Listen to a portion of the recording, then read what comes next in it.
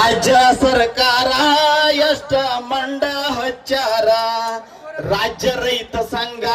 ನಿಮ್ಮ ಮನಿದು ಇದ್ದಂಗ ರಾಜ್ಯ ರೈತ ಸಂಘ ನಿಮ್ಮ ಮನಿದು ಇದ್ದಂಗ ಎಂದೆಂದು ಇರಬೇಕು ಅನ್ನ ಜೊತೆಗೆ ನೀವ ಹಿಂಗ ಎಂದೆಂದು ಇರಬೇಕು